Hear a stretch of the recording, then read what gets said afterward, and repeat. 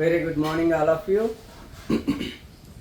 గత క్లాస్లో different types of knots, అదేవిధంగా మూవింగ్ ఎక్విప్మెంట్కి సంబంధించినటువంటి క్రోబార్ గురించి, రోలర్స్ గురించి, మెషిన్ లెవెలింగ్లో ఉపయోగించేటటువంటి స్టీల్ వెడ్జెస్, జాకింగ్ స్క్రూస్, అదేవిధంగా బ్లాక్స్, వీటి గురించి తెలుసుకోవడం జరిగింది కదా.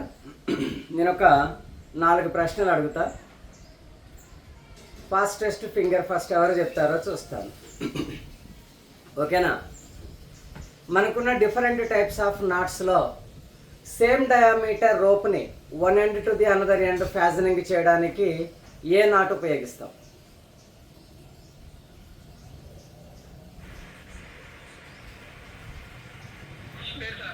Square knot. Right answer. సాధారణంగా మెషిన్ లెవెలింగ్ చేసేటటువంటి ప్రక్రియలో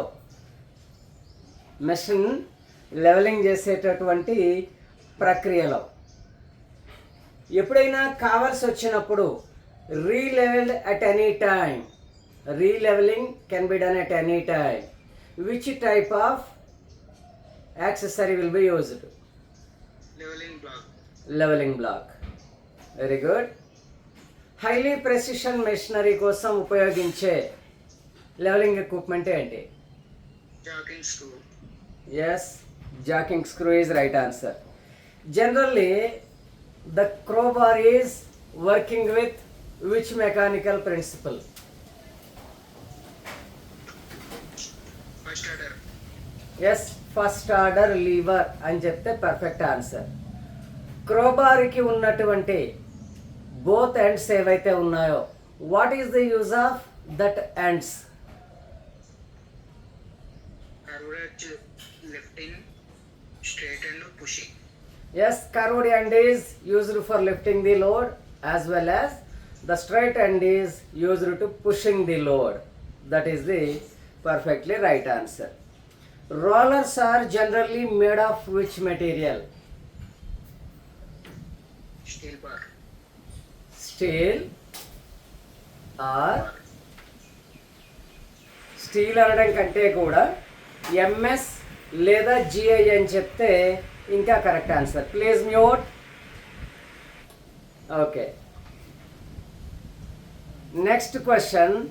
నాన్ స్లిప్పింగ్ ఐ నాట్ అని దేన్ని పిలుస్తాం? నాన్ స్లిప్పింగ్ ఐ నాట్ అని దేన్ని పిలుస్తాం?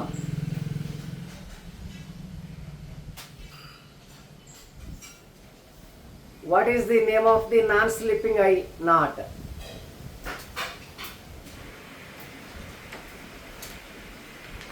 Anybody? Bowline knot. Bowline knot ni non-slipping eye knot అనే పేరుతో పిలుచుకుంటాం. రైట్. Please mute by. ఎవరది? బాగా డిస్టర్బెన్స్ వస్తుంది. పైన ఫ్యాన్ ఏమైనా ఉంటే ఆపేసుకోండి. బాగా డిస్టర్బెన్స్ వస్తుంది. అట్లా డిస్టర్బెన్స్ వస్తే మన క్లాస్ మాత్రమే కాదు, యాప్లో వినేటటువంటి రికార్డెడ్ కోర్స్ వినే పిల్లలకి అందరికీ ఇబ్బంది అవుతుంది. ఆ డిస్టర్బెన్స్ రాకూడదు. Okay. Fastening of a rope to another part of the rope is known as? Fastening of a rope to another part of the rope is known as? Knot. ముడి. ఒక భాగాన్ని ఇంకొక భాగంతో కలపడాన్ని ఏమంటామంటే ముడి అంటాం. Bending of a bight, bending of the rope is known as loop. True or false? False. Which is right one? Bight is right one. Generally which type of cranes are mostly used at outside of the building, comma, in a material yard? Gantry. Gantry crane is right answer. The traveling crane can allow the load in how many directions? Directions. The traveling crane can allow the load movement in how many directions?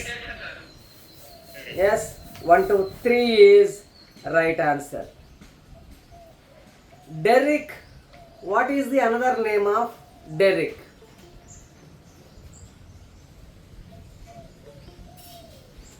What is the another name of derrick? Stationary crane. Yes, derrick is also known as stationary crane. What is the another name of the come along chain hoist? Come along chain hoist యొక్క ముద్దు పేరేంటి లేదా ఇంకొక పేరేంటి? Pull lift. Which type of hoist can used for most efficient type?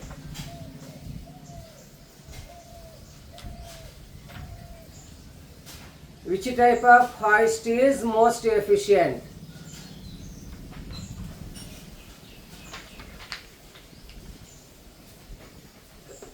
చెప్పండి. Which type of hoist is most efficient? Spur geared hoist is most efficient. Low efficient అన్నప్పుడు ఏం చెప్పాలి?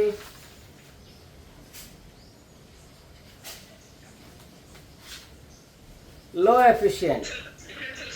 Differential is low efficient and screw geared is medium efficiency, spur geared is higher efficiency. సరే, ఇక ఎప్పుడైతే మన grouting concept ఉన్నదో,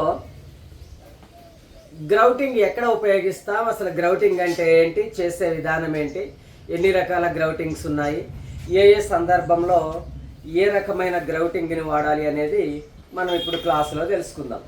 సాధారణంగా చూడండి, నా దగ్గర ఒక మెషిన్ ఉంది.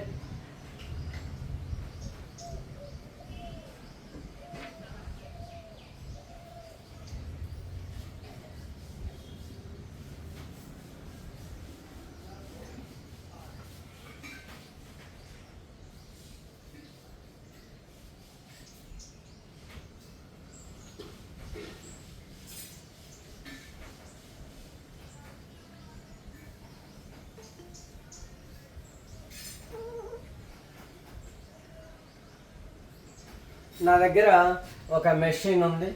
ఈ మెషిన్ కానీ చూస్తే మనకు అర్థమవుతుంది ఏ టైప్ ఆఫ్ మెషిన్ అమ్మా ఇది. ఏ మెషిన్ ఇది? Lathe machine. ఈ లేత్ మిషన్ని ఫ్లోర్ మీద అలైన్మెంట్ చేసేసినాం. చూడండి, ఫ్లోర్ మీద అలైన్మెంట్ చేసేటప్పుడు ఎప్పుడైనా ఫ్లోర్ మీద అలైన్మెంట్ చేసేటప్పుడు ఎప్పుడైనా కానీ మనకి ఈ బెడ్ ఏదైతే ఉందో, లేత్ మిషన్ యొక్క బెడ్, అఫ్కోర్స్ బేస్ అంటాం. లేత్ మిషన్ యొక్క బేస్ ఏదైతే ఉందో, ఓన్లీ లేత్ మిషన్ అనే కాదు, ఏ రకమైన మెషినరీ అయినా దాని యొక్క బేస్ ఏదైతే ఉందో సర్ఫేస్ మీద అలైన్మెంట్ చేయబడుతుంది. లేత్ మిషన్ ఏమో ఇక్కడ ఒక లెగ్, ఇక్కడ ఒక లెగ్, 2 లెగ్లు ఫేస్ చేస్తుంది. కొన్ని మెషిన్లు అయితే కంప్లీట్ బేస్ మొత్తం కూడా సర్ఫేస్ మీద అలైన్మెంట్ అవుతుంది. చూడండి, ఇప్పుడు నా దగ్గర ఉన్నటువంటి స్పిరిట్ లెవెల్ తీసుకున్నా. నేను నా దగ్గర ఉన్న స్పిరిట్ లెవెల్ తీసుకున్నా. ఈ స్పిరిట్ లెవెల్ కరెక్ట్గా చూడండి, బొమ్మలో 0-0లో అలైన్మెంట్ అయిపోయి ఉన్నది.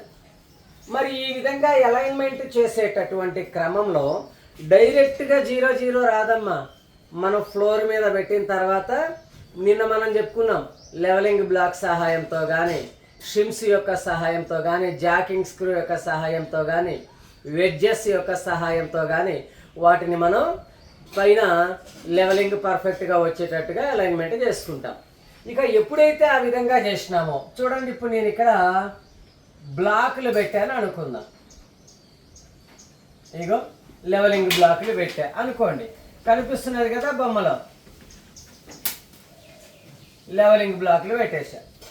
ఈ లెవెలింగ్ బ్లాక్లు పెట్టి అలైన్మెంట్ చేయడం ద్వారా మెషిన్ యొక్క లెవెలింగ్ 0 అయిపోయింది.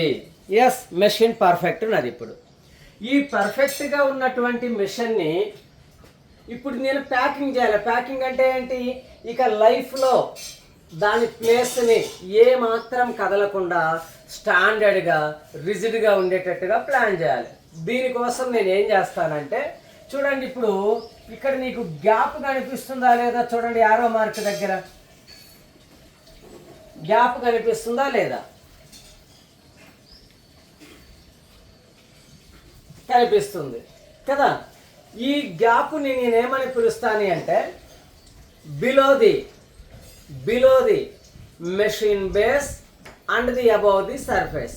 ఇప్పుడు ఈ గ్యాప్ ఎక్కడ ఉన్నది అని నేను అడిగితే మనం చెప్పాల్సింది ఏంటి? Bottom of the machine and the top of the floor అంటాను. Is it right or no? Bottom of the machine and top of the floor. చూడండి ఇప్పుడు ఈ గ్యాప్ ఎక్కడ ఉన్నది అని అడిగితే the gap is provided in between bottom of the machine and the top of the floor. Floor యొక్క పై భాగానికి machine యొక్క అడుగు భాగానికి మధ్య గ్యాప్ అనేటటువంటిది ఉంది. Yes are no? ఎస్, పర్ఫెక్ట్గా కనపడుతుంది. ఇప్పుడు నేనేం చేస్తానంటే ఇప్పుడు ఈ బ్లాక్లు కానీ తీసాను అనుకుందాం.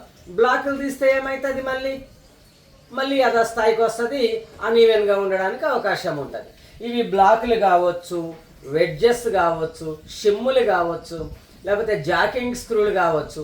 అది ఏంటి అనేది సెకండరీ, కానీ ప్రొవైడ్ అయినటువంటి గ్యాప్ మాత్రం ఖచ్చితంగా మెషిన్ యొక్క బాటంకి సర్ఫేస్ యొక్క టాప్కి మధ్య గ్యాప్ ప్రొవైడ్ అయ్యింది. నేను ఇప్పుడు ఏం చేస్తాను, మంచిగా చక్కగా ఒక సంచి సిమెంటు, ఒక సంచి కంకర, ఒక సంచి ఇసుక. సిమెంటు, కంకర, ఇసుక మూడింటిని కలిపి తీసుకొని మంచిగా మిక్సింగ్ చేసేసిన. తెలుసు కదా మనకి కాంక్రీట్ మిక్సింగ్ చేసేసి ఇప్పుడు చూడండి నేను ఏం చేస్తున్నాను.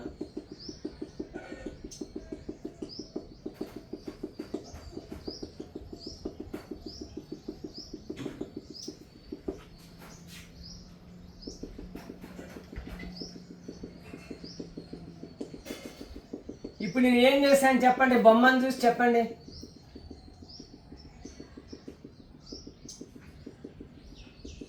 చక్కగా కాంక్రీట్ మిక్సింగ్ ఏదైతే ఉందో, కంకర మిక్సింగ్ అంటాం మనం, కంకర. ఈ కాంక్రీట్ మిక్సింగ్తోని ఈ గ్యాప్ మొత్తం కూడా ఫిలప్ చేశాను. అంతేనా? వేరే ఏమన్నా ఉందా?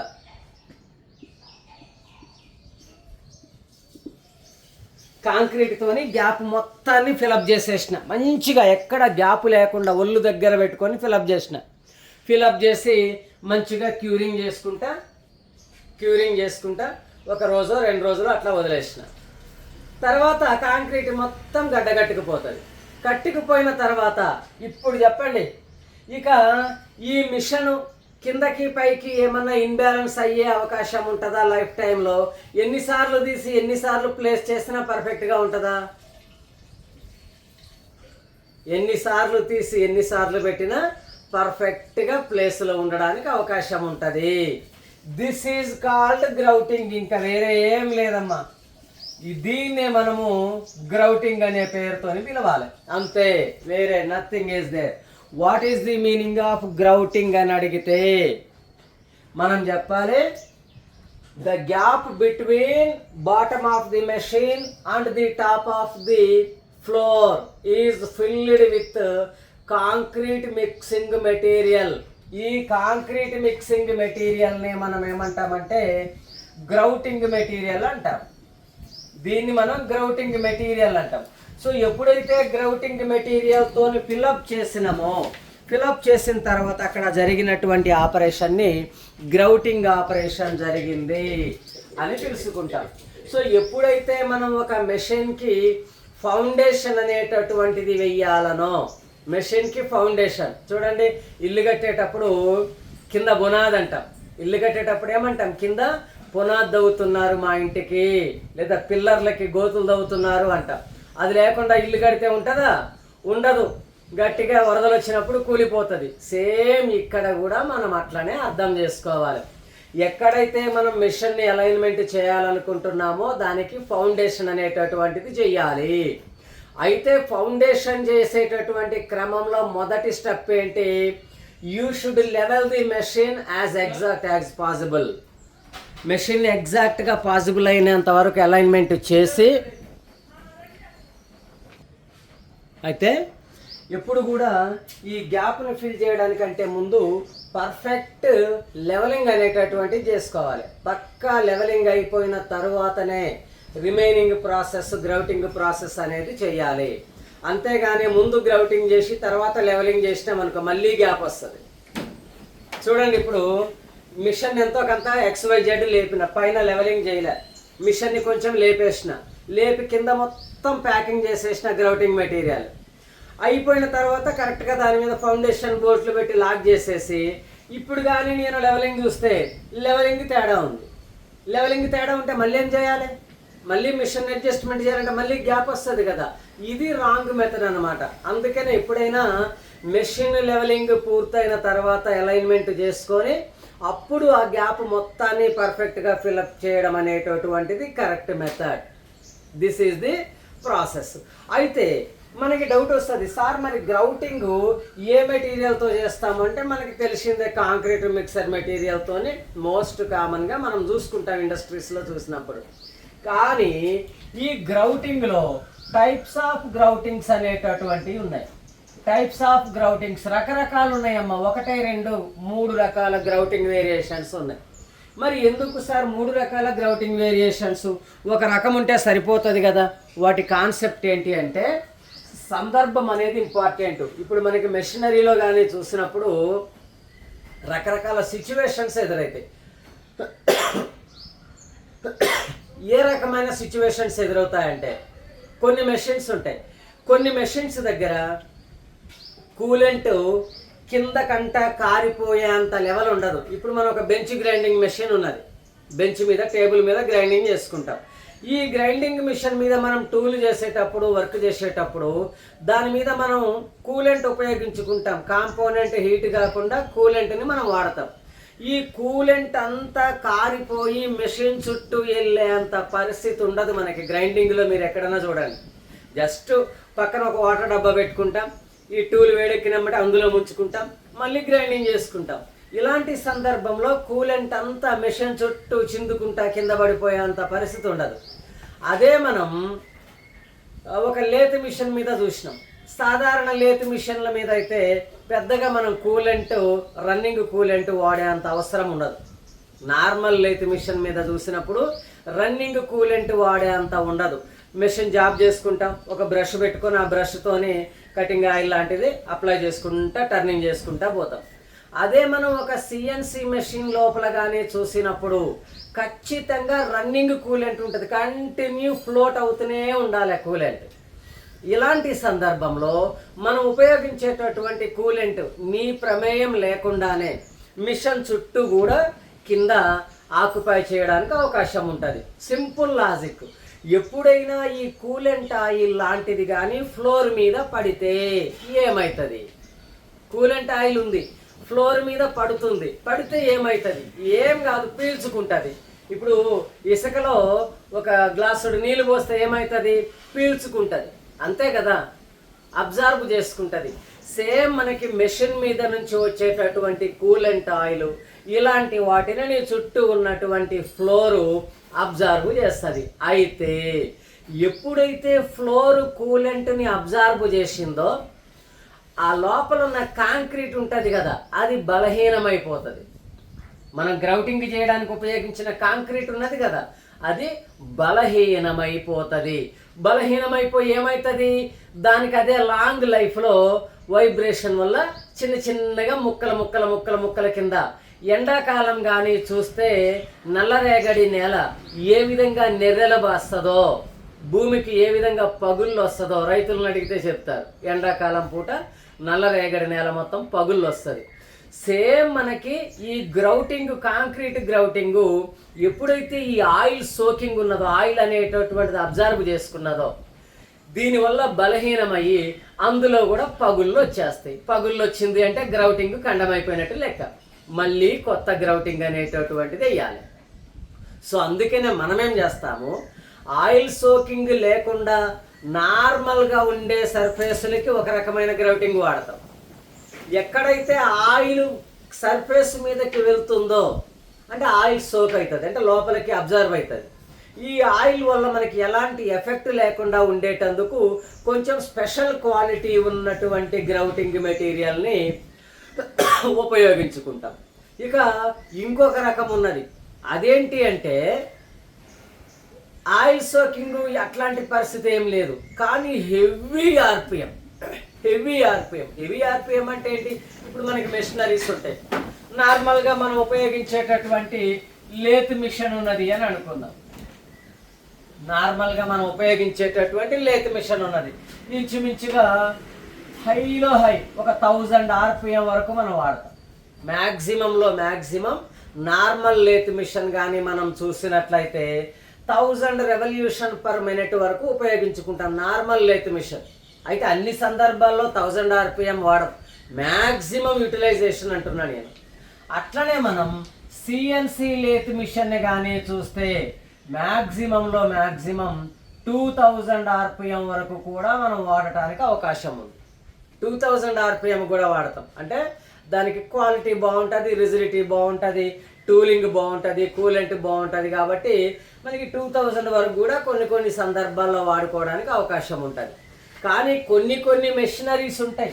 ఆ కొన్ని మెషినరీస్ 10,000 ఆర్పిఎం పైన తిరుగుతూ ఉంటాయి.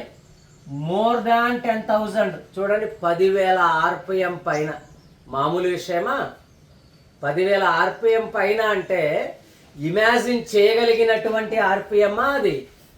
అతి భయంకరమైన ఆర్పిఎం. మీరు ఇప్పుడు చూడండి, మరి ఇంత ఆర్పిఎంలో కానీ మనం తిప్పేటప్పుడు సాధారణమైన గ్రౌటింగ్ కానీ మనం వాడితే, నార్మల్గా ఆషామాషిగా ఉండే గ్రౌటింగ్ వాడితే ఉంటుందా? పక్కన పగిలిపోతుందా? వేగానికి ఖచ్చితంగా పగిలిపోతుంది, 100% పగిలిపోతుంది కదా. అందుకనే ఒక్కొక్క సందర్భంలో ఒక్కొక్క కెపాసిటీని, కాన్సెప్ట్ని బేస్ చేసుకొని డిఫరెంట్ టైప్స్ ఆఫ్ గ్రౌటింగ్స్ మనం వాడటం అనేటటువంటిది జరుగుతుంది. ఇది పాయింట్ని హైలైట్ చేసుకోండి. మరి ఎన్ని రకాల గ్రౌటింగ్స్ ఉన్నాయి అని అడిగినప్పుడు సాధారణంగా 3 టైప్స్ ఆఫ్ గ్రౌటింగ్స్ ఉన్నాయి అని చెప్పాలి. ఎన్ని రకాల గ్రౌటింగ్స్ ఉన్నాయి మనకి? 3 టైప్స్ ఆఫ్ గ్రౌటింగ్ మెథడ్స్ ఉన్నాయి. ఏంటి ఆ 3 రకాల పద్ధతుల పేర్లేంటి అని కానీ ఆలోచన చేస్తే ఒకసారి మనం తెలుసుకునే ప్రయత్నం చేద్దాం. మొదటిది concrete grouting.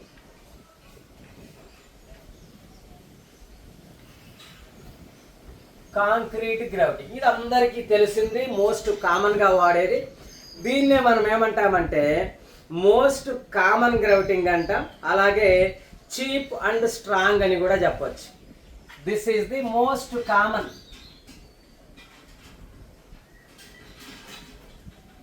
And cheap and strong. Mostly మనం వాడేది ఇదే. అదేవిధంగా ఇది రేట్ తక్కువలో ఉంటుంది, చీప్ క్వాలిటీ. అంటే చీప్ కంకర మిక్సర్, కంకర, ఇసుక, సిమెంట్, ఇంకేమున్నది అందులో కావాలి?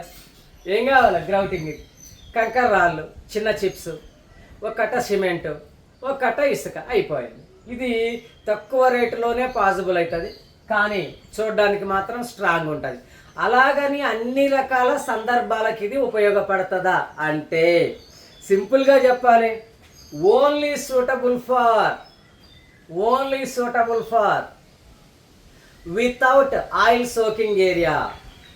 అంటే ఎక్కడైతే ఆయిల్ అనేటటువంటిది పీల్చుకోబడుతుందో అలాంటి సందర్భం కాని వాటికి మాత్రమే ఉపయోగపడుతుంది. అంటే సింపుల్గా మనం దీనికి ఏం ఆన్సర్ చెప్పొచ్చు అంటే చూడండి, not suitable for oil soaking area. Oil ఎక్కడైతే పీల్చబడుతుందో ఆ ఆయిల్ పీల్చబడేటటువంటి ఏరియాలో ఇది సూట్ కాదు. ఆయిల్ సోకింగ్ లేకుండా నార్మల్గా ఉండేటటువంటి మెషినరీస్కి మాత్రమే మనం ఉపయోగించుకుంటాం. ఇది హైలైట్ చేసి పెట్టుకోండి.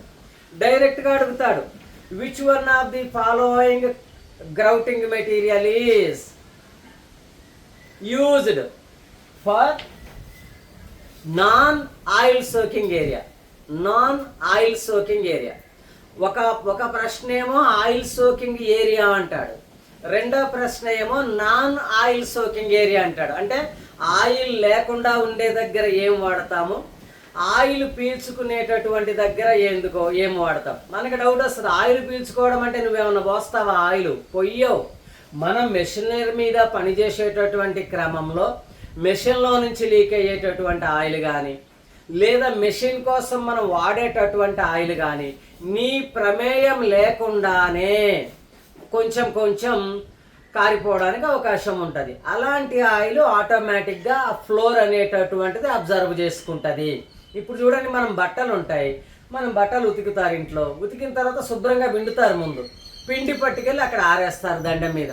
మా దగ్గర దండం అంట, దండం మీద ఆరేస్తున్నాం.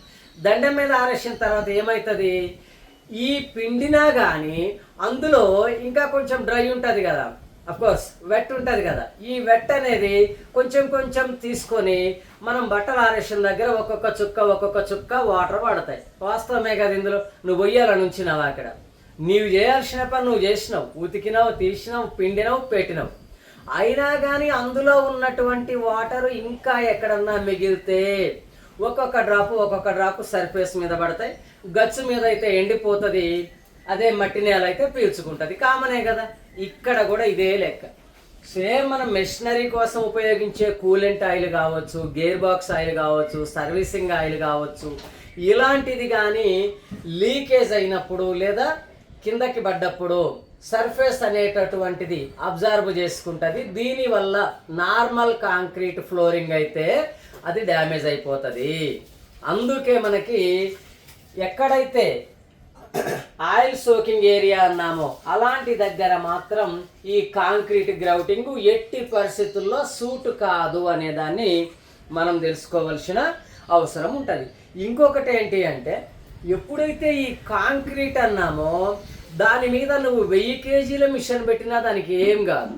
1000 కేజీల మిషన్ అంత ఎందుకబ్బా, ఒక బిల్డింగ్ ఉన్నది, 10-50 అంతస్తుల ఫ్లోర్లు ఉంటాయి మనకి హైదరాబాద్లో చూస్తే, 50, 60, 70 అంతస్తులతోనే బిల్డింగులు ఉంటాయి. అంత పెద్ద బిల్డింగ్ ఉన్నా కింద చివరికి ఏముంటుంది, కాంక్రీటే ఉంటుందా, ఇంకేమైనా ఉంటుందా? భూమిలో పిల్లర్లు కాంక్రీట్. అంటే మనం అర్థం చేసుకోవాలి, కాంక్రీట్కున్న ఒరిజినల్ స్ట్రెంగ్త్ ఏంటంటే కంప్రెసివ్. నువ్వు ఎంత నొక్కినా దాన్ని, ఎంత కంప్రెసివ్ స్ట్రెంగ్త్ పెట్టినా తట్టుకొని నిలబడగలుగుతుంది. అది దాని యొక్క ప్రత్యేకత అన్నమాట. So it can resist high compressive strength. High compressive strength, విపరీతమైన కంప్రెసివ్ స్ట్రెంగ్త్ని కలిగి ఉంటుంది. ఆయిల్ సోకింగ్ ఏరియాలకి సూట్ కాదు, చీప్ మరియు స్ట్రాంగ్ ఉంటుంది. అంతకు తోడు మోస్ట్ కామన్గా మనం వాడేది ఇదే. This is called concrete grouting. అయితే ఇంతకు ముందు ఒకసారి ఎగ్జామ్లో ఒక ప్రశ్న వచ్చింది, మరి కాంక్రీట్ గ్రౌటింగ్ చూడండి, మనకి మేస్త్రి ఇల్లు కడతాడు. మేస్త్రి ఇల్లు కట్టేటప్పుడు నేను ఒక చిన్న క్లూ ఇస్తాను. మంచి బిల్డింగ్ కడుతున్నాడు, కట్టేటప్పుడు మీరు అబ్జర్వ్ చేయండి. ఏం అబ్జర్వ్ చేస్తారంటే, ఇగో ఏమంటాం, మేస్త్రి ఇల్లు కట్టేటప్పుడు సిమెంటు ఇసుక కలపడానికి ఉపయోగించే పాత్ర ఉంటుంది. ఏమంటాం ఆ పాత్రని? కొన్ని ఏరియాల్లో తట్ట అంటారు, తట్ట. కొన్ని ఏరియాల్లో గమేలా అంటారు. మా ఏరియాలో అయితే గమేలా అంటాం. గమేలా అంటే ఏంలే, ఒక పాత్ర. ఆ పాత్ర ఒక లెక్కకు అనమాట. మనం ఇంట్లో కానీ అన్నం వండుతుంది అమ్మ, చూడండి, అన్నం వండేటప్పుడు మీరు ఎప్పుడన్నా చూడండి, వితౌట్ కౌంటింగ్, విత్ కౌంటింగ్ బియ్యం ఉడకబెడుతుందా? వితౌట్ కౌంటింగ్ ఉడకబెడుతుంది. అబ్జర్వ్ చేయండి ఎప్పుడన్నా. విత్ కౌంటింగ్ ఏ ఇంట్లో ఉన్నా చూడండి, దానికి ఒక చిన్న డబ్బా లెక్క ఉంటుంది, సోలా అంటాం దాన్ని, పావు సేరు అంటాం, లేకపోతే ఇంకొద్దిగా పెద్దగా ఉంటే అరసేరు డబ్బా అంటాం, సేరు డబ్బా అంటాం. ఒకవేళ మనం అయ్యి వాడకపోతే గ్లాసు లెక్క ఉంటుంది, స్టీల్ గ్లాసు. ఒక మనిషి ఉంటే ఒక గ్లాసు, ఇద్దరు ఉంటే 2 గ్లాసులు, ఇంట్లో ముగ్గురు ఉంటే 3 గ్లాసులు, కథం, టాటా బాయ్ బాయ్. వాటిని కడిగిన తర్వాత మళ్ళీ నీళ్ళ లెక్క కూడా ఉంటుంది. నీళ్లు కూడా అంతే, వితౌట్ లెక్క ఉండదు. గ్లాసు బియ్యానికి 2 గ్లాసులు నీళ్ళు, యావరేజ్ బియ్యం అయితే. బాగా ఓల్డ్ బియ్యం అయితే గ్లాసు బియ్యానికి 2.5 గ్లాసులు నీళ్ళు. కొత్త బియ్యం అయితే గ్లాసు బియ్యానికి 1.5 గ్లాసు నీళ్ళు.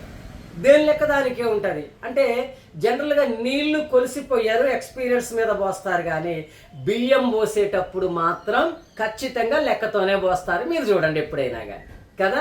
ఇక్కడ కూడా అంతే, ఇక్కడ కూడా అంతే. ఎప్పుడైతే మనం ఒక మేస్త్రి ఒక బిల్డింగ్ కడుతున్నాడో కాంక్రీట్ వాడతాడు, సిమెంట్ వాడతాడు, ఇసుక వాడతాడు.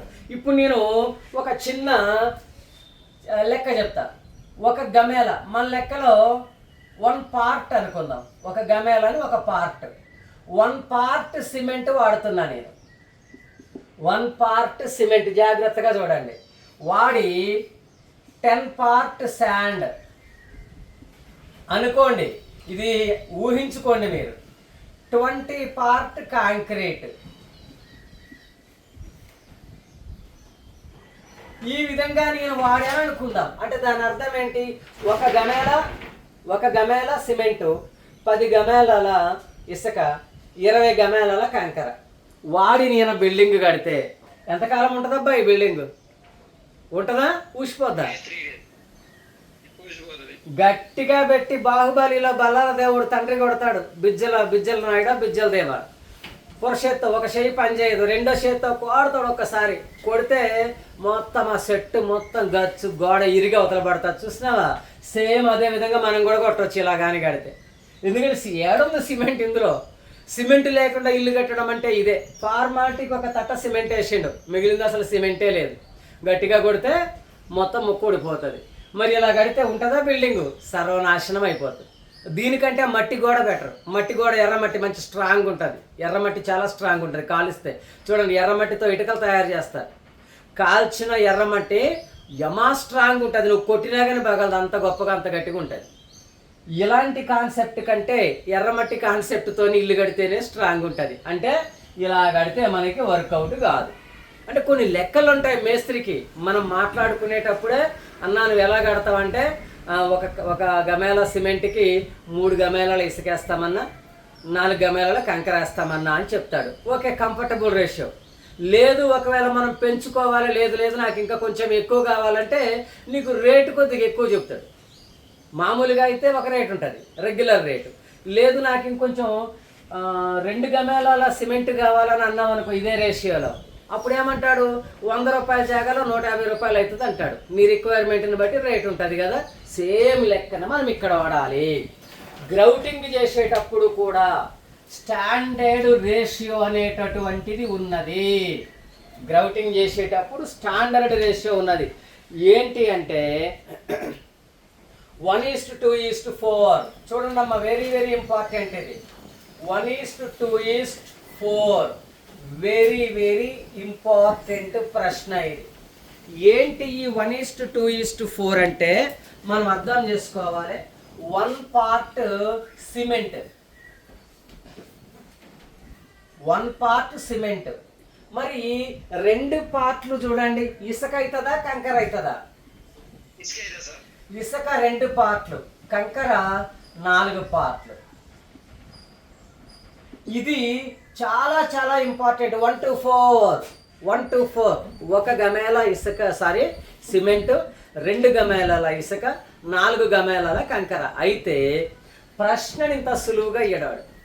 ప్రశ్నని ఇంత సింపుల్గా మీరు ఆన్సర్ రాసేటట్టు ఇయ్యాడు. మనకు బాగా గుర్తుంటుంది. ఎంత గ్రౌటింగ్ రేషియో అంటే 1:4 అంటే 1:2:4 రేషియో అని మనం మైండ్లో ఫిక్స్ అయిపోతాం. ప్రశ్న వాడు ఎలా అంటాడంటే, when we are making concrete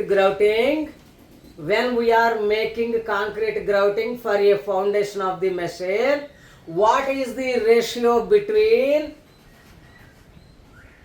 concrete, cement and sand అని అన్నాడు. చూడండి వాడు ఏమని అడిగినాడు, కంకర, సిమెంటు మరియు ఇసుక యొక్క నిష్పత్తి ఎంత అన్నాడు. కంకర, సిమెంటు, ఇసుక. ఇప్పుడు నేను 1 2 4 అని రాస్తా, రైటా రాంగా? Wrong sir. 100% రాంగ్. ఇలానే మనకి బోల్తా కొట్టిస్తాడు వాడు. మనం ఏం చేయాలి, వాడు ప్రశ్న ఎలా అడిగినా కానీ ఫస్ట్ సిమెంట్ ఎక్కడుందో చూడు, సిమెంట్ దగ్గర 1 రావాలి. నెక్స్ట్ ఇసుక ఎక్కడుందో చూడు, ఇసుక దగ్గర 2 రావాలి.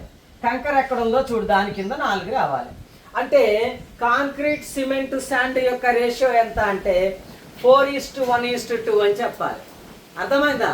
సో ఈ 3 రకాల ఎలిమెంట్స్ అటు ఇటు ఇటు అటు మారినా దేని నిష్పత్తి దానికే గుర్తుపెట్టుకోవాలి. ఎక్కడున్నా సిమెంట్ 1, ఎక్కడన్నా ఉండని, ఆధారం ఉందా, మధ్యలో ఉందా, మొదట్లో ఉందా.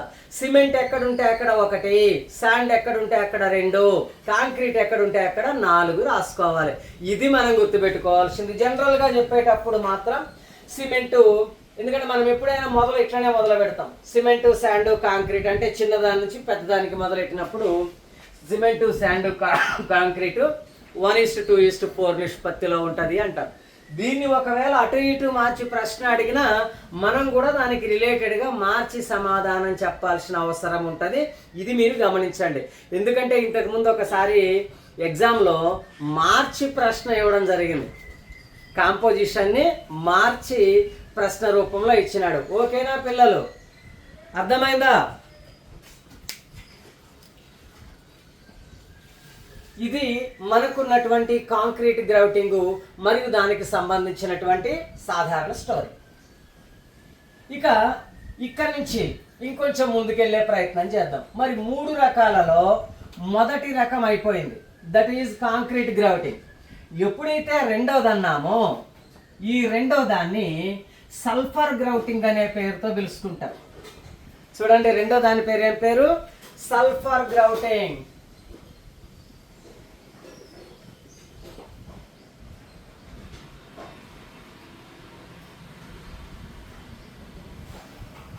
సింపుల్.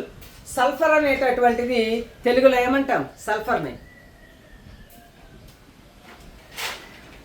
గంధకం, తెలుగులో గంధకం అంటాం. దీన్ని పురుగు మందులలో కూడా మనం ఈ పౌడర్ని ఉపయోగించుకోవడం అనేది జరుగుతుంది. ఎప్పుడైతే మనం సల్ఫర్ గ్రౌటింగ్ అన్నామో it is only recommended for oil soaked area. ఎక్కడ ఉపయోగిస్తాం దీన్ని? Oil soaked area.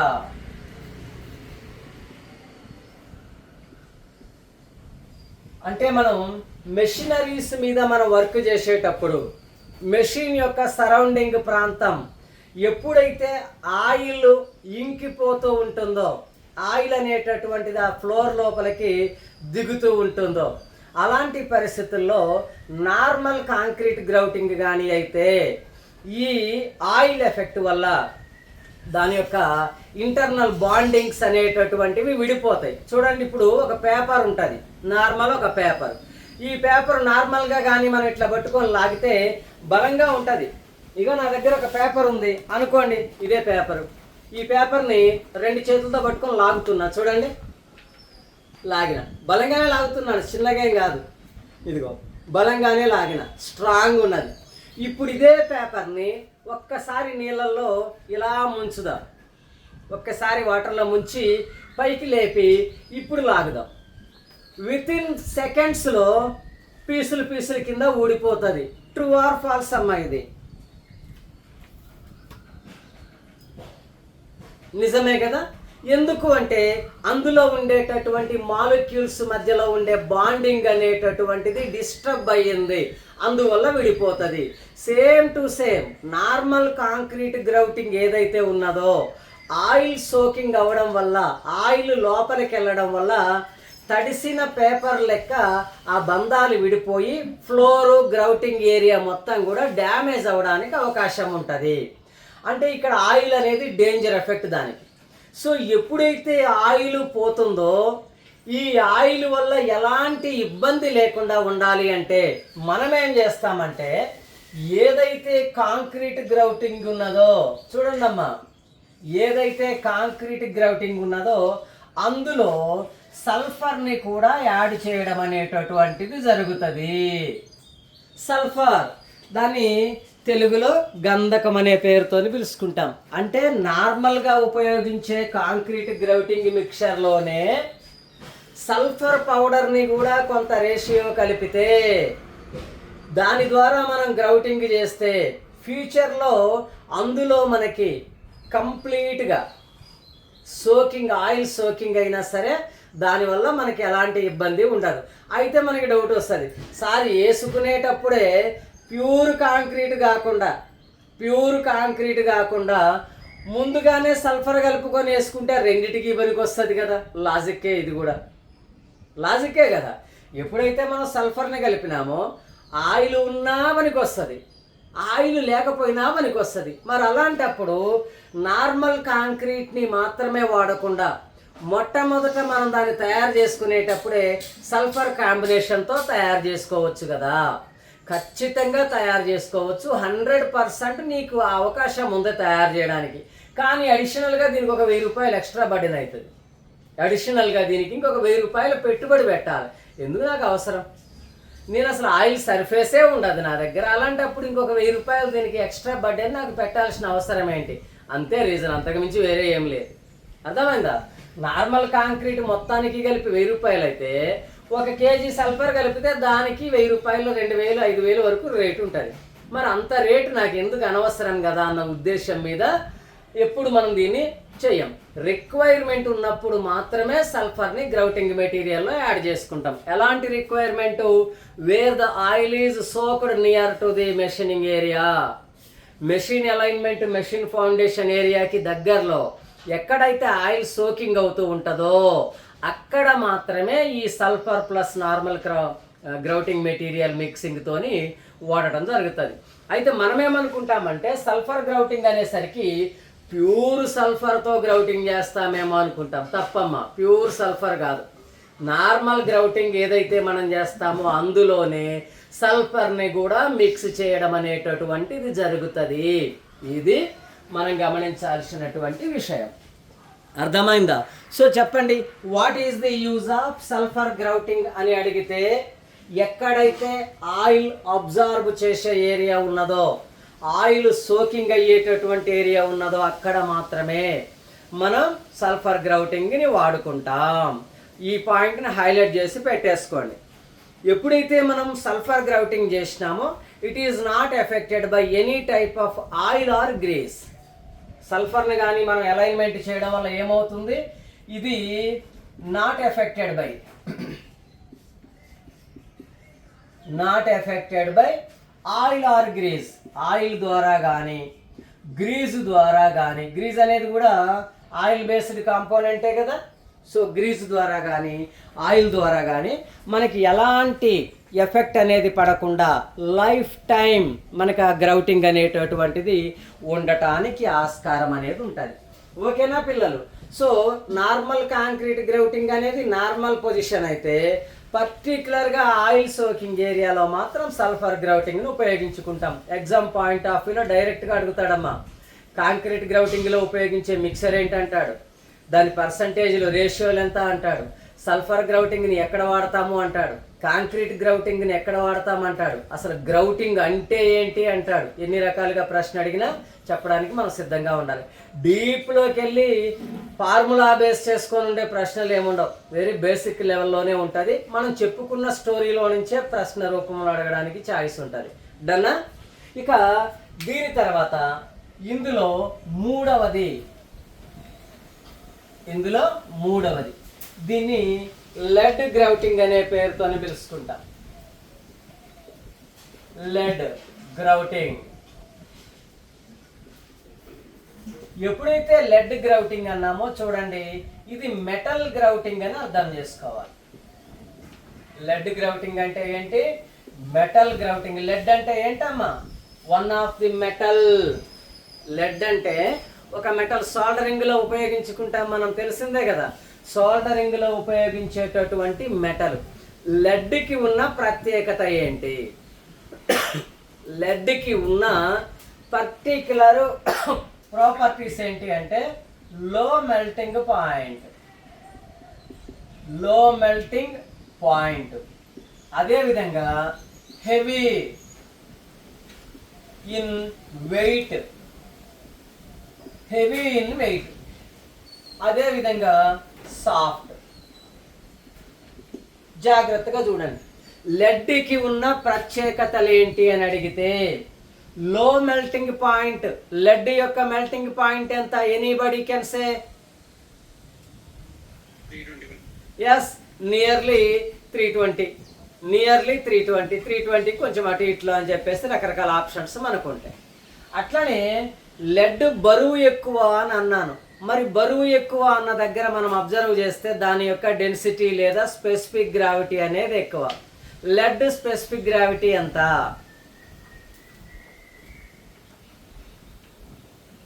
Lead specific gravity ఎంత? 11.7. అంటే బరువు ఎక్కువగా ఉంటుంది.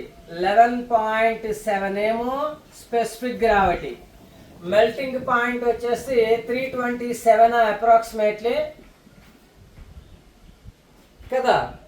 అట్లనే సాఫ్ట్గా ఉంటుంది ఇది. సో ఇప్పుడు మనం ఏం చేస్తామంటే చూడండి,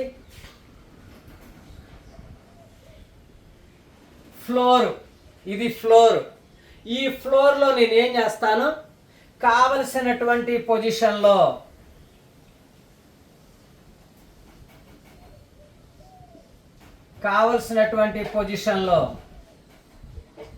ఫౌండేషన్ బోల్ట్లు బిగించుకున్నాను.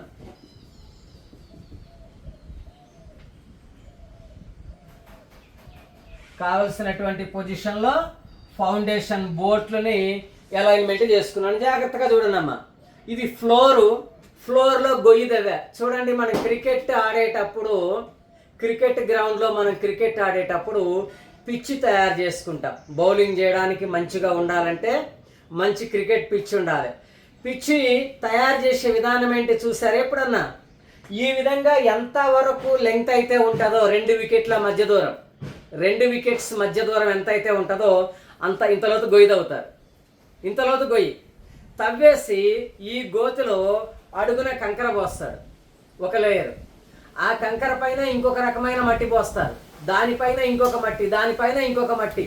ఈ విధంగా లేయర్లు మట్టి పోస్తారు, రోలింగ్ చేస్తారు. రోడ్ వేసేటప్పుడు కూడా అంతే కదా. రోడ్ వేసేటప్పుడు కూడా ఏం చేస్తారు, పైన లేయర్ వేసుకుంటూ పోతాడా, గొయ్యి తవ్వి లేయర్ ఫిలప్ చేసుకుంటూ వస్తాడా కదా. ఆ విధంగా లేయర్లు ఫిలప్ చేసుకుంటూ వస్తాడు రోడ్డు తవ్వేటప్పుడు కానీ, క్రికెట్ మ్యాచ్ యొక్క పిచ్ తయారు చేసేటప్పుడు కానీ. మొత్తం అయిపోయిన తర్వాత భూమికి సమానంగా అవుతుంది, గ్రౌండ్కి సమానం అవుతుంది. అప్పుడు కానీ చూస్తుంది కంకర్ లెక్క స్ట్రాంగ్ అంటది. పోసింది మట్టి పోయాలి, రోలింగ్ చేయాలి, తడపాలి. ఈ విధంగా క్రికెట్ పిచ్ని ఏ విధంగా తయారు చేస్తాడో అదే విధంగా ఇక్కడ పెద్ద గొయ్యి అనేటటువంటి తవ్వేసిన. గొయ్యి తవ్వి according to my requirement foundation బోల్ట్లు ఏవైతే ఉన్నాయో ఆ ఫౌండేషన్ బోల్ట్లని అలైన్మెంట్ చేసుకున్న తర్వాత ఇప్పుడు లెడ్ అనేటటువంటి మెటల్ని తీసుకొని, లెడ్ మెటల్ ఏదైతే ఉందో దాన్ని తీసుకొని ఈ మెటల్ని కరగబెట్టి ఈ గొయ్యి నిండా పోసిన. చూడండి, మెటల్ని కరగబెట్టి గొయ్యి నిండా పోసేసిన. మరి కరిగిపోయినటువంటి మెటలు ఏమైనా హై టెంపరేచరా తక్కువ టెంపరేచరేనా? మెటల్ యొక్క టెంపరేచర్ ఎంత? జస్ట్ మెల్టింగ్ పాయింట్ 325 డిగ్రీలు అనుకుంటే ఒక 350 డిగ్రీల వరకు వేడి చేస్తాను, లిక్విడ్ కండిషన్లోకి వెళ్తుంది. ఆ కరిగిపోయిన ద్రవం మొత్తం తీసుకెళ్ళి ఫిట్లో పోసేసిన తర్వాత 1 గంట 2 గంటలకి డ్రై అయిపోతుంది. డ్రై అయిపోతే చూడండి, ఇప్పుడు ఇదంతా సాలిడ్ లెడ్డే కదా మన లెక్కలో. సాలిడ్ లెడ్ డ్రై అయిపోయిన తర్వాత గడ్డ కట్టుకున్న తర్వాత సాలిడ్ లెడ్. ఈ సాలిడ్ లెడ్ ఏంటి, బరువు ఎక్కువ, చాలా వెయిట్ ఉంటుంది. అలాగని ఏమన్నా ఆయిల్ని కానీ దేన్నన్నా పీల్చుకుంటుందా? ఇంకా మెటల్ పీల్చుకుంటుందా? దేన్ని పీల్చుకోదు. అర్థమైంది? మెటలు ఆయిల్ని కానీ దేన్ని పీల్చుకోదు. భయంకరమైనటువంటి వెయిట్ ఉన్నట్టు కింద. ఇప్పుడు ఈ ఫౌండేషన్ బోల్ట్లకి మనం కానీ మెషిన్ని దీని మీద పెట్టి దీన్ని కానీ మనం లాక్ చేసుకుంటే చూడండి, హెవీ ఆర్పిఎం ఉండేటటువంటి వాటికి మనం ఈ పద్ధతిలో ఉపయోగించుకుంటాం. అతి భయంకరమైన ఆర్పిఎం అంటే ఎక్కువ స్పీడ్తో కానీ తిరిగే ఏవైతే ఉంటాయో అలాంటి మెషినరీస్ కోసం మనం ఫౌండేషన్ కోసం ఈ రకమైనటువంటి పద్ధతిని ఉపయోగించుకోవడం జరుగుతుంది. మరి జనరల్గా ఈ రకమైన మెషినరీకి ఏమైనా ఎగ్జాంపుల్స్ ఉన్నాయా? ఖచ్చితంగా ఎగ్జాంపుల్స్ అనేవి ఉన్నాయి. దీనికి లెడ్ గ్రౌటింగ్ స్టీమ్ టర్బైన్స్ కోసం వాడటం జరుగుతుంది. స్టీమ్ టర్బైన్ చూడండి, టర్బైన్ యొక్క ఆర్పిఎం ఎప్పుడైనా విన్నారా? More than 12,000 RPM. టర్బైన్ యొక్క వేగము 12,000 ఆర్పిఎం కంటే ఎక్కువ ఉంటుంది. చాలా హెవీ వెయిట్తో ఉంటుంది. మళ్ళీ అదేమి టర్బైన్ అంటే చిన్నగా ఏదో టేబుల్ ఫ్యాన్ లెక్క ఉండేదేం కాదు. అది టేబుల్ ఫ్యాన్, సీలింగ్ ఫ్యాన్ లెక్క చిన్నగా ఉండదు. ఒక భారీ ఆకారం 12,000 ఆర్పిఎంతో తిరుగుతుంటుంది. ఏ మాత్రం అది కరెక్ట్ రిజిడ్ ఫౌండేషన్ లేకపోయినా దానికి అదే బోల్తా పడుతుంది. నువ్వు పడేయక్కర్లా, తిరుగుతూ దానికి అదే కింద పడిపోతుంది. అంత హెవీ పరిస్థితులు లెక్క అర్థం చేసుకోవాలి. సో ఇప్పుడు చెప్పండి, నేను అడుగుతా, ఆయిల్ సోక్డ్ ఏరియాకి ఏ రకమైన గ్రౌటింగ్ వాడాలి అంటే సల్ఫర్ గ్రౌటింగ్. హై ఆర్పిఎంలో తిరిగే స్టీమ్ టర్బైన్స్కి ఏ రకమైన గ్రౌటింగ్ వాడాలి? Lead grouting. ఇక్కడ ఉల్టా ప్రశ్న అడుగుతా, లెడ్ని మాత్రమే గ్రౌటింగ్ కింద ఎందుకు ఉపయోగించుకుంటావు? మైల్డ్ స్టీల్ని వాడొచ్చు కదా, లెడ్ని వాడాల్సిన అవసరం ఏంటి నీకు? అంటే మైల్డ్ స్టీల్ని కరిగించాలంటే 1550 డిగ్రీల సెల్సియస్ కావాలి. మైల్డ్ స్టీల్ని కరిగించాలంటే 1550 డిగ్రీల సెల్సియస్ కావాలి. అదే మనం లెడ్ని కానీ తీసుకుంటే జస్ట్ 327 డిగ్రీలు అప్రాక్సిమేట్లీ సెల్సియస్ ఉంటే చాలు, లెడ్ కరిగిపోతుంది. అంటే సులువుగా లెడ్ని కరిగించవచ్చు. ఇది ఒక రీజన్. ఇంకొకటి, మైల్డ్ స్టీల్ యొక్క density 7.85 kilogram. Of course mild steel యొక్క డెన్సిటీ 7.85 గ్రామ్ బై సిసి. ఒక క్యూబిక్ సెంటీమీటర్కి 7.85 గ్రాములు ఉంటుంది మైల్డ్ స్టీలు. అదే మనకి లెడ్ వచ్చేసరికి 11.7 గ్రాములు ఉంటుంది. అంటే ఇది 8 గ్రాముల బరువు ఉంటే ఇది 12 గ్రాముల బరువు ఉన్నట్టు ఇంచుమించుగా. బరువులోనూ లెడ్ ఎక్కువ ఉంటుంది. అదేవిధంగా మెల్టింగ్ పాయింట్లోనేమో లెడ్ తక్కువ ఉంటుంది. అదేవిధంగా సాఫ్ట్నెస్ని కానీ చూస్తే చూడండి, ఎక్కడైనా చిన్న హెచ్చు తగ్గులున్నా మనం అలైన్మెంట్ చేసేటప్పుడు లెడ్ పోసినాం, కొద్దిగా అప్ అండ్ డౌన్లు ఉన్నాయి. ఈ అప్ అండ్ డౌన్ల వల్ల ఏమవుతుంది? లెడ్ సాఫ్ట్గా ఉంటుంది. అందువల్ల నువ్వు కొంచెం పెట్టినప్పుడు అది ప్రెస్ అవ్వడానికి కూడా ఆస్కారం అనేది ఉంటుంది. బట్టలు ఇస్త్రీ చేసినప్పుడు ప్లెయిన్ అయితే చూసినామా, ఆ టైప్లో లెడ్ని కానీ పెట్టి దాని మీద బరువును పెడితే హెచ్చు తగ్గులున్నా దానికి అదే లెవలింగ్ అవ్వడానికి కూడా ఆస్కారం ఉంటుంది. ఇన్ని అడ్వాంటేజెస్ ఉన్నాయి కాబట్టి మనం లెడ్ని గ్రౌటింగ్లో ఉపయోగించుకోవడం జరుగుతుంది. మెయిన్ పాయింట్స్ రెండే, లో మెల్టింగ్ పాయింట్, హెవీ వెయిట్. ఈ రెండు మెయిన్ పాయింట్స్ని బేస్ చేసుకొని లెడ్ని గ్రౌటింగ్లో వాడటం జరుగుతుంది. మళ్ళీ డౌట్ వస్తుంది, సార్ లెడ్ని ఎందుకు వాడాలి? టిన్ని వాడొచ్చు కదా, టిన్ మెల్టింగ్ పాయింట్ ఇంకా తక్కువ కదా. ఎస్, టిన్ మెల్టింగ్ పాయింట్ తక్కువ, కానీ బరువు కూడా తక్కువే. లెడ్తో కంపారిజన్ చేసినప్పుడు టిన్ అనేది బరువు కూడా తక్కువే. అర్థమవుతుందా? అందువల్లనే మనం లెడ్ని ఉపయోగించుకోవడం జరుగుతుంది. దాని యొక్క అత్యధిక బరువు, దాని యొక్క మెల్టింగ్ పాయింట్, ఈ రెండు ముఖ్య కారణాల చేత లెడ్ని గ్రౌటింగ్ మెటీరియల్ కింద మనం వాడుకుంటున్నాం. లెడ్ గ్రౌటింగ్ ఎక్కడ వాడతాం? స్టీమ్ టర్బైన్స్ లాంటి హై ఆర్పిఎంలో రొటేట్ అయ్యేటటువంటి వాటికి మాత్రమే మనం లెడ్ గ్రౌటింగ్ని వాడతాం. ఇంకొకటి ఏం చెప్పాలంటే, నార్మల్గా మనకున్నటువంటి గ్రౌటింగ్స్ అన్నిట్లో కూడా ఎక్స్పెన్సివ్ గ్రౌటింగ్ ఏది అని అడిగిన, అంటే ఎక్కువ ఖర్చు అయ్యేటటువంటి గ్రౌటింగ్ ఏది? మీ ఒపీనియన్కి వదిలేస్తున్నాను, ఆన్సర్ చెప్పండి.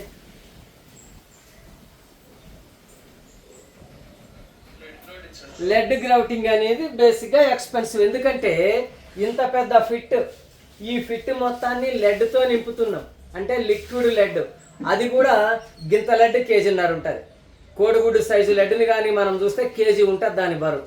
మరి ఎన్ని కేజీల లెడ్ని వాడాలి, దాన్ని కరిగించడం, దాని వెయిట్, దాని కాస్ట్, ఈ విధంగా మనం చూసుకున్నప్పుడు జనరల్గా lead grouting is the expensive grouting than remaining two.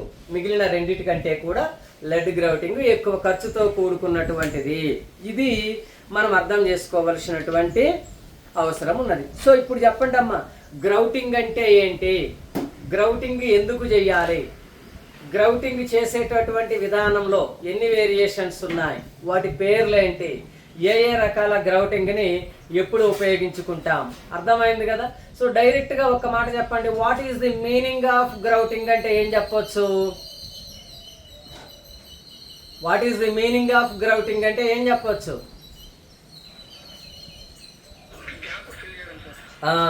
The gap between bottom of the machine and the top of the floor is filled with particular grouting material is known as grouting operation. Grouting వల్ల మిషన్కి rigidity foundation, మంచి levelling condition అనేటటువంటిది దొరుకుతుంది. సందర్భాన్ని బట్టి ఈ grouting అనేది మారుతూ ఉంటుంది.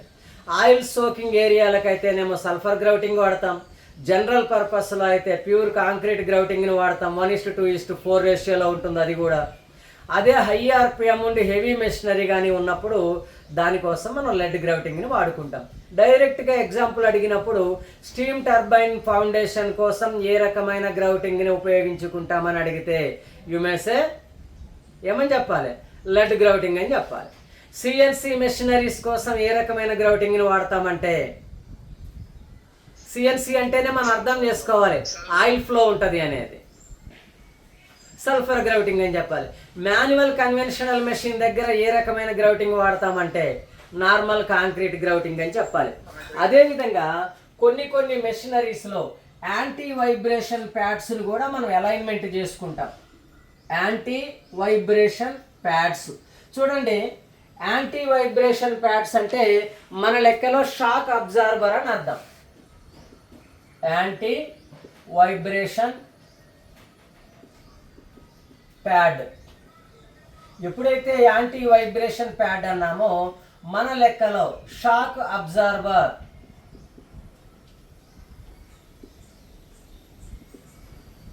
షాక్ అబ్జార్బర్ అంటే చూడండి, గతుకులున్న బండి మీద, గతుకులున్న రోడ్డు మీద మనం బండి మీద పోతుంటే ఆ గతుకుల యొక్క ఎఫెక్ట్ మన బాడీకి తెలుస్తూ ఉంటుంది. బాడీకి అబ్బా కోసాలు గదిలిపోతున్నాయంట కదా, విన్నారు కదా. మనం సైకిల్ మీద పోతున్నాం గతుకుల రోడ్లో, సీటు మీద కూర్చున్నోడికి బాగానే ఉంటుంది, వెనక క్యారేజీ మీద కూర్చున్నోడికి మాత్రం నరాలు గదిలిపోతాయి. నార్మల్ కార్లో వెళ్ళినప్పుడు స్పీడ్ బ్రేకర్ ఎఫెక్ట్ బాగా మనకు తెలుస్తుంది. అదే మనం వాల్వో కార్లో కానీ, బెంజ్ కానీ, బిఎండబ్ల్యూ కానీ, ఆడి కార్లో కానీ పోతే స్పీడ్ బ్రేకర్ ఉన్నా సరే స్పీడ్ బ్రేకర్ లేనట్టే. ప్లెయిన్ రోడ్డు మీద ఎట్లా పోతుందో స్పీడ్ బ్రేకర్ ఉన్నా నీకు అట్లనే పోతుంది. ఏంటి తేడా అంటే అందులో ఎక్విప్మెంట్ అలా ఉంటుంది.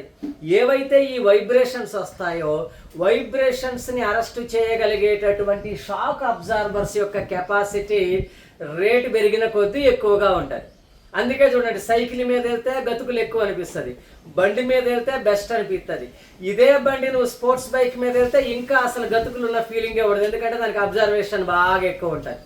సేమ్ ఇట్లనే మెషినరీకి కూడా మనం ఫౌండేషన్ చేసేటప్పుడు ఫౌండేషన్ బోల్ట్లు ఏవైతే ఉంటాయో మెషిన్ యొక్క అడుగు భాగంలో ప్యాకింగ్ చేయడానికి ఉపయోగించే బోల్ట్లు, వీటి భాగాల్లో మనం ఏం చేస్తామంటే యాంటీ వైబ్రేషన్ ప్యాడ్స్ను ఉపయోగించుకుంటాం. జనరల్గా ఎప్పుడైతే ఈ యాంటీ వైబ్రేషన్ ప్యాడ్స్ అన్నామో ఇవి రబ్బర్తో తయారవుతాయి. దేంతో తయారవుతాయి? రబ్బర్తో తయారవుతాయి. Anti vibration pads are made of rubber. So ఎప్పుడైతే మనం అక్కడ రబ్బర్ కుషన్స్ పెడతామో 4 జాగాలో, మిషన్ రన్నింగ్ వల్ల చూడండి డైనమిక్ ఫోర్స్ అంట. డైనమిక్ ఫోర్స్ అంటే మిషన్ తిరుగుతున్నది, తిరిగినప్పుడు నీ ప్రమేయం లేకుండానే ఆ డైనమిక్ ఫోర్స్ వల్ల వైబ్రేషన్ అనేది క్రియేట్ అవుతుంది, కామన్ అది. సో ఎప్పుడైతే ఈ వైబ్రేషన్ అనేటటువంటిది మెషిన్ దగ్గర నుంచి, వైబ్రేషన్ మిషన్కి వస్తుంది, ఎందుకంటే తిరిగేది మిషన్ కాబట్టి వైబ్రేషన్ మిషన్కి వస్తుంది.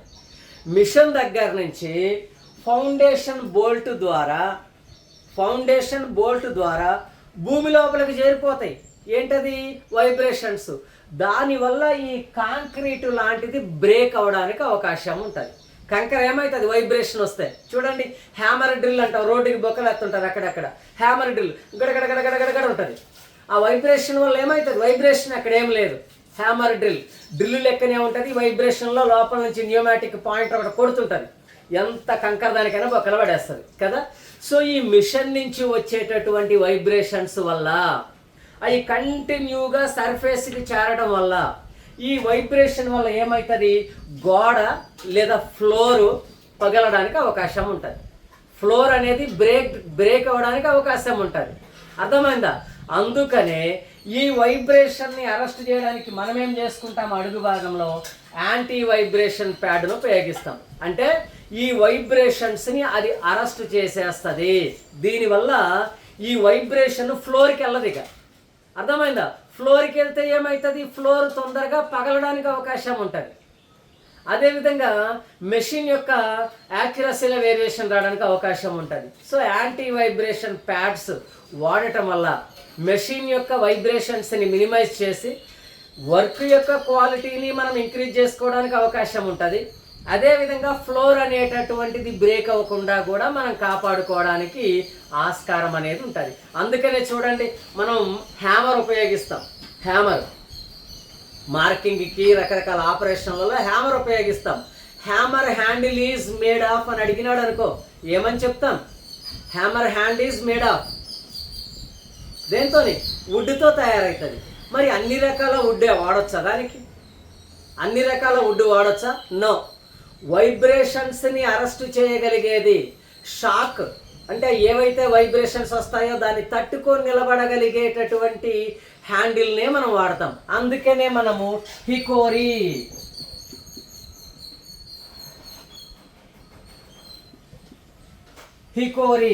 అకారియా ఈ వుడ్ని మనం ఉపయోగించుకుంటాం. హ్యామర్ హ్యాండిల్కి ఏ రకమైన వుడ్ని వాడతామంటే హికోరీ లేదా అకారియా అనే వుడ్. చూడండి, క్రికెట్ బ్యాట్లు ఉంటాయి. టెండూల్కర్, విరాట్ కోహ్లీ, రోహిత్ శర్మ వీళ్ళు వాడే బ్యాట్లు దేంతో తయారవుతుంది?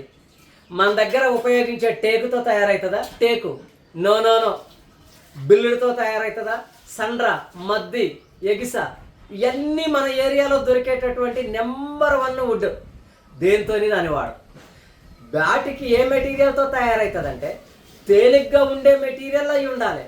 నువ్వు ఎంత కొట్టినా పగిలిపోకుండా ఉండేదై ఉండాలి.